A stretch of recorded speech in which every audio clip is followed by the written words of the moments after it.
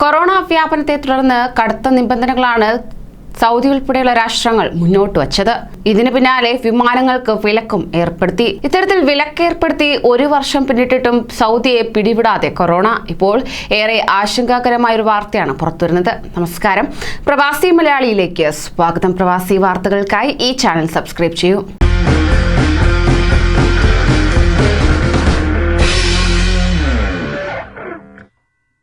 സൗദിയിലും കോവിഡിന്റെ തീവ്രവകഭേദമായ delta virus കണ്ടെത്തിയതായി ആരോഗ്യ മന്ത്രാലയ വക്താവ് ഡോക്ടർ മുഹമ്മദ് അൽ അബ്ദുൽ അലി അറിയിച്ചു. 2 ഡോസ് വാക്സിനേഷനിലൂടെ അല്ലാതെ ഇതിനെ ചെറുക്കാനാകില്ലെന്നും അദ്ദേഹം പറയുകയുണ്ടായി. ലോകത്ത് ഏറ്റവും വേഗത്തിൽ വ്യാപിക്കുന്ന വകഭേദമാണ് ഡെൽറ്റ. നിലവിലെ ഭൂരിപക്ഷം കോവിഡ് കേസുകളും ഡെൽറ്റ വൈറസ് ബാധ മൂലമാണ്. ഡെൽറ്റ വൈറസ് ബാധിച്ച ഒരാളിൽ നിന്ന് ചുരുങ്ങിയത് 6-7 പേരിലേക്കെങ്കിലും വൈറസ് പകരുന്നതായാണ് കണ്ടെത്തിയിട്ടുള്ളത്. സൗദിയിൽ വാക്സിനേഷൻ ക്യാമ്പയിനിലുണ്ടായ വലിയ പുരോഗതി രാജ്യത്തെ കോവിഡ് വ്യാപനത്തിന്റെ തോത് നിയന്ത്രണ വിധേയമാക്കാൻ സഹായിച്ചതായും അദ്ദേഹം അറിയിച്ചു. ഇതിന് 3.15 കോടി വാക്സിൻ ഡോസുകൾ രാജ്യത്ത് വിതരണം ചെയ്തു കഴിഞ്ഞു. പ്രതിദിനം ശരാശരി 2,71,000 ഡോസുകളാണ് നൽകുന്നത്. വാക്സിൻ എടുക്കാൻ അർഹതയുള്ളവരിൽ 35%-ലേറെ പേരും ഇതിനോടകം തന്നെ 2 ഡോസ് വാക്സിനും എടുത്തു കഴിഞ്ഞു.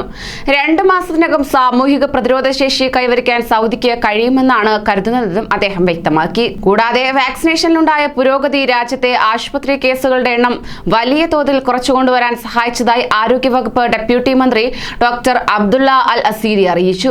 ആശുപത്രി കേസുകളുടെ എണ്ണത്തിൽ 71% കുറവും ICU കേസുകളുടെ എണ്ണത്തിൽ 80% കുറവുമാണ് കണക്കാക്കപ്പെടുന്നത്. ആദ്യ ഡോസ് ലഭിക്കുന്നതോടെ തന്നെ ഈ മാറ്റങ്ങളുണ്ടായതായും അദ്ദേഹം അറിയിച്ചു. അങ്ങനെ രാജ്യത്തെ 70 വയസ്സ് കഴിഞ്ഞവരിൽ ഇനിയും വാക്സിൻ എടുക്കാൻ ബാക്കിയുള്ളവർക്ക് വീടുകളിൽ ചെന്ന് വാക്സിൻ നൽകുമെന്ന് ആരോഗ്യ മന്ത്രാലയം അറിയിച്ചു. ഇവർക്ക് വാക്സിനേഷൻ കേന്ദ്രങ്ങളിലേക്ക് വരാനുള്ള ബുദ്ധിമുട്ടും വാക്സിനേഷൻ കേന്ദ്രങ്ങളിൽ നിന്ന് ഇവർക്ക് രോഗബാധയുണ്ടാകുവാനുള്ള സാധ്യതയും പരിഗണിച്ചാണ് നടപടി. ഈ സേവനം ആവശ്യമുള്ളവർ www.moh.gov.sa/e-services/covid-19 vaccination at home എന്ന ലിങ്ക് വഴി അപേക്ഷിക്കണമെന്നും മന്ത്രാലയം വ്യക്തമാക്കി. കൂടുതൽ പ്രവാസി വാർത്തകൾക്കായി ഈ ചാനൽ സബ്സ്ക്രൈബ് ചെയ്യൂ.